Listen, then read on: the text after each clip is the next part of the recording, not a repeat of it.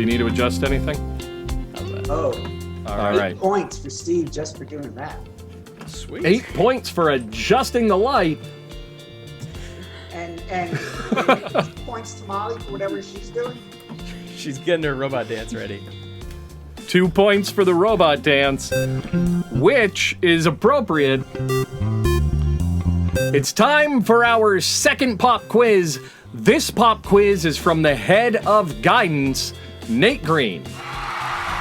Thank you. Thank you, guys. All right, settle down. Just cool it. No, that's fine. Thank you. Okay. So, thank you.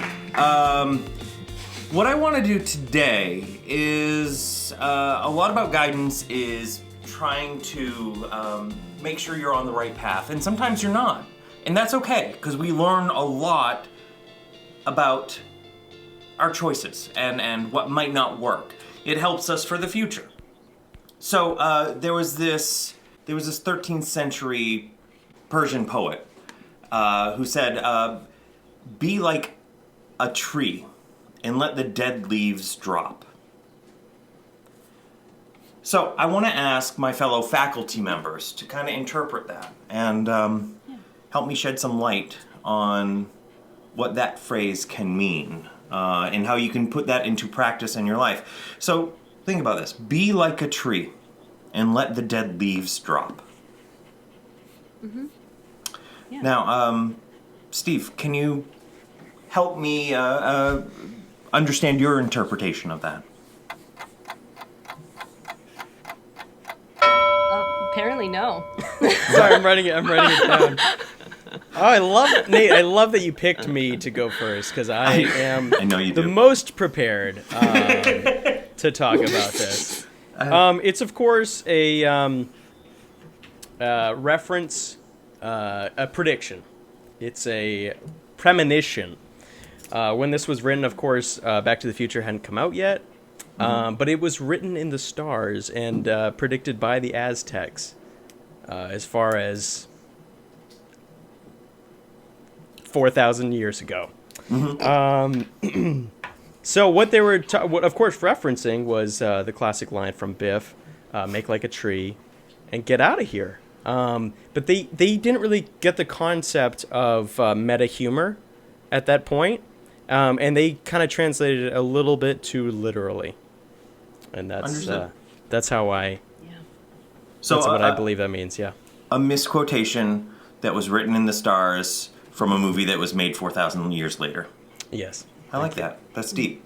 Thank you. I'm glad I had a lot of time to prepare that. She blew me out of the water. It's like a pirate ship right there, Mr. Champion. Now, Marie, can you shed some light on that? So, be like a tree and let the dead leaves drop. Yes, this was actually when school systems were first created. It was like a community. There was a person that the community deemed the smartest one to educate their children. So the community just sent along their children, ages, 4 to 10. And the early doctrine was if the kids aren't very good, you just send them back home. And let's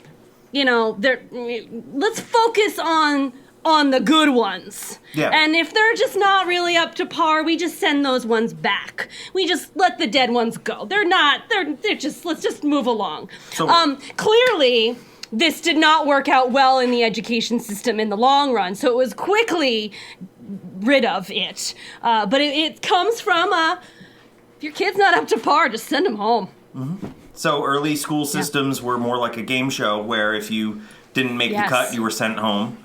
That's correct. Yeah, I like that. Too bad it didn't work out. Now, Molly, what's your interpretation of that? Could you read it one more time? I would love to.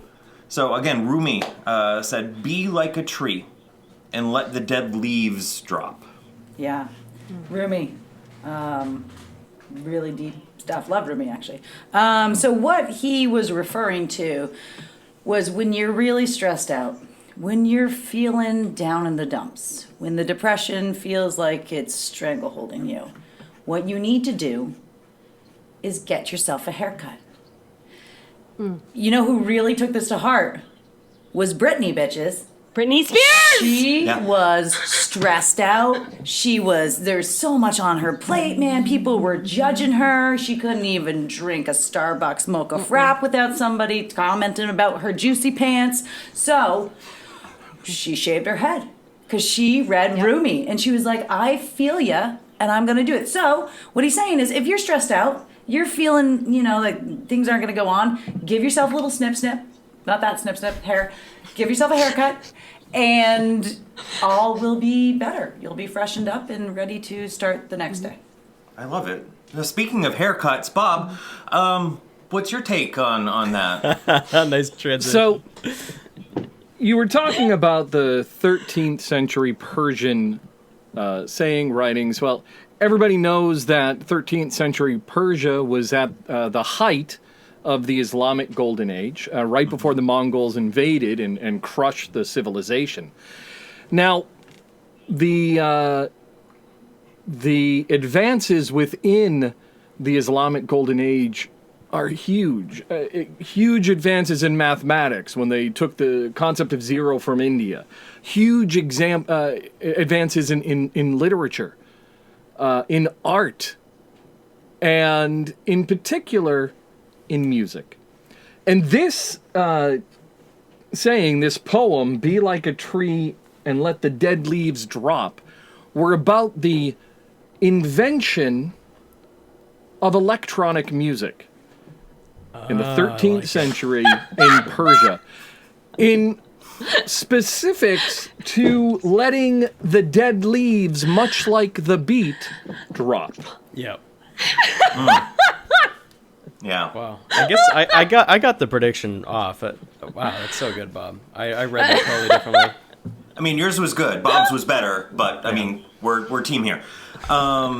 Okay, so we have Steve's, who admittedly is not as good as Bob's. So we'll move right on to Marie's, who said it was leaving the kids behind. School's not only out for the summer; Yes. it's out forever for you guys. Yeah. Molly. Most kids left behind, yeah. Yep. You said that you gotta chop the hair to get some air, and Bob, yours was about electronic music. Now, before I let you know the real answer, Hal, which answer did you like the best? How would you score this? Everyone, once again, does get points. So, Steve obviously gets 27 points. That goes to Obviously. Yeah. Molly, 153. Okay, I'll take it. Thank you. Marie, 162. I think it's 2. Bob gets 1,250. What? Nate, He's got that on lock. So, the king of 4, right now the points are, we have Steve with 1,024 points. Next, we have Marie with 1,244, followed Love by it. Nate with 1,236, Molly with 1,255, and in a surprise upset, I am in the lead with 1,266. Wow. Also a surprise upset Molly is didn't Molly like was it. so upset she bailed. Bounced! I'm out!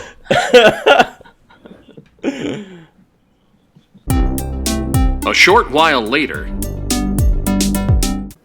So, all right. So, many philosophers have debated this for many couple of years, and they said that the consensus is when Rumi said, "Be like a tree and let the dead leaves drop," he's actually talking about having a healthy BM every day. You wanna have a healthy diet, and you wanna have a healthy BM. Yep. Gotta get that fiber. Yeah, absolutely. the So BM itself is healthy? it is. Hopefully. Yep. And it usually comes out and it's like, "Hey guys, I'm here. I'm good." And that's about it. I mean, they don't really ask a lot of questions because it's kind of gross. Obviously, based on the saying, he was a vegetarian. Probably. So I'm sure Yeah. diet and Smooth lifestyle sailing. had something to do with that. Yeah. So the points right now are Steve with 1,024. Next, we have Nate with 1,236. Whoa. We have Made by fours.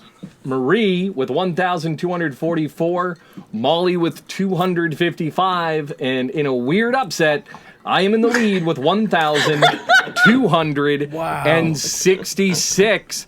Our next game is huge. Lie, Lie Again. So I will read a weird or unusual fact about select members of the faculty. Some are actual truths, while others are complete and total lies created by me. Our visiting professor and fellow faculty members may question the subject to better understand whether or not the statement is the truth or a lie. Either way, the subject must convince everyone that what I say is true, no matter how absurd it sounds. So, it's pretty clear. The way I read it wasn't, but it's pretty clear. Now, I like that udders were involved. I like the Udders. udder part too. this was written by my son, whose favorite animal is a cow, so it makes sense. Makes sense. Everybody cows, cows, cows. Now, we all know that Nate was the former house manager and box office associate at Portland Stage. What we don't know is that during the 2005 production of The Woman in Black, Nate had an audience member claim to see actual ghosts during the play. Isn't that right, Nate? Yes, it is. All right, so who has our first question for Nate? Hal, what do you have? Doctor. How many ghosts and what were their names? She claimed to see 2 ghosts, but it freaked her out enough that she didn't really stay in the audience. She came out of the balcony. She wasn't really wanting to speak to them. She was really she was really out of sorts, to put it one way. I don't know. It was kind of odd. I didn't want to upset her more. Sorry, Molly. Had other people seen said ghost before? Thanks, Marie. It's an old building. It's been there for a while. Portland Stage owned it for quite a while by that point I was there. And there were rumors of things getting moved, being in one spot and then moving to another spot. I don't think I heard of anybody that actually saw, like, an apparition or anything like that. But it was thought of that, there could be stuff there. There were spooky stories. Mm-hmm. And it was a spooky play. Marie, what was your question? Did you ask it? Yes, I was gonna say, did she express how she saw this ghost? Was it on stage and perhaps intentional, or was it another audience member that was also just spiritedly watching the show? Where did she see the ghost? It was, like I said, it was on the balcony, and we had a couple of patrons, theater goers, come in late. So I was seating them, and it's a dark show, so I had to sneak them in through the back, and a little light came in through the door. And she said it was right after that, maybe 3 minutes or so, roughly. I can't really remember, but she saw 2 figures, and the way she knew they were ghosts is they were just walking through, like, lines of people. The weird thing is other people didn't see them, but she did. Like, it was just, clearly not doing stuff that humans can do. Steve, what was your question? I'm not familiar with The Woman in Black. You want to give us a synopsis of the entire play? I would love to. Honestly, I probably watched it once, and then the rest of them I was just listening over the speaker system in the concession area. How because I had to dare get you stuff not ready. remember the plot of a show you But- saw once 15 years ago? Yeah, I honestly I remember it being a good show, and I probably would see it again, but I don't remember. You can't tell us exactly what it was anything about. anything about it, any details.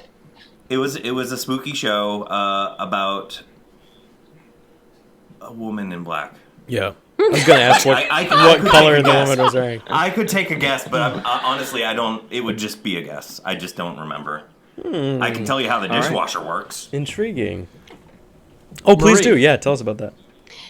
So I've been in Portland stage a bit myself, and I personally have never experienced any spirits of any sort. Have there been other patrons or other employees or former employees of Portland stage that have also experienced some of this ethereal? Yeah.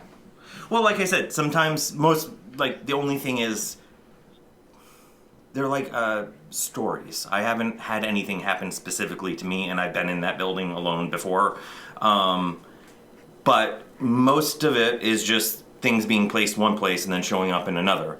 I know our tech director had something like that happen a couple of times. I don't know. I think it was during like a tech week or something. There was stuff in the theater, and when they came back the next day, Molly was gone. But no. Yeah, things were just moved. No. So yeah, there's a few people. Most of the time, it happened in the third floor where we have our business offices, like marketing and stuff like that. A short while later. Sure. Yeah. All right. So you've heard what Nate said. Marie, what's your call? As somebody who has had my fair share of box office dealings as well, I've run the box office and concessions at a theater before. People get weird about very weird, not so and seemingly normal things like this woman. So I think that Nate's telling the truth. I think he had a bizarre patron who thinks she saw a ghost, and I think he's telling the truth. All right. Marie with the true. Steve, what do you say? Well, I was on the fence until Nate couldn't come up with the premise of the show that he was working the box office for, which actually is perfectly in line with Nate in general. So, so I'm going to say it was true. All right. Marie with true. Steve with true. Molly, what's your call? I'm just gonna play devil's advocate, and I'm just gonna say it's a lie because I don't know. I feel like there might have been a little bit more oomph to the presentation if it was true. All right. Molly with a lie. Hal, what's your take on this? Oh, he's a truthful man. No. All right. I mean, he gets 4 He points. only speaks the truth. So he's a 4-pointer. Yeah, sure. All right. That's a truthful. So 4 points. So we have Marie with true. We have Steve with true. We have Molly with a lie. We have Hal with true. Nate, fess up. Bob is really good at coming up with really honest-sounding lies. So this was a lie. Everything was true except for the woman who came out thinking she saw a ghost. And Marie's right. There's weird stuff that happens, man, but that was not one of them. And Nice job. yeah. All right. Good job, Nate. Hal, how would you like to score that? 4 points for Nate. 4 points for Nate. Yes. All right. You want some points? Get a better internet. Oh! Got her. Come get your Spectrum. You should have Not a sponsor. Not a sponsor. Yeah. So here we go. That's So, the end of like- our first half. The points are Steve at 1,135. Next, we have Nate with 1,256. I am next with 1,266. We have Marie with 1,319 in the lead. The second half is Molly with 1,380. When we return, we will have our halftime pep talk. Woo! Things get feisty in the next Balderdash Academy when Molly forgets the golden rule. Will Hal let it slide? Betty White and Betty Davis duke it out. Find out what it all means in the next episode of Balderdash Academy. Thank you for watching. Remember to like, subscribe, and hit that bell icon. You can find us on your favorite podcast service as Balderdash Academy. They had to take that. They took that many times.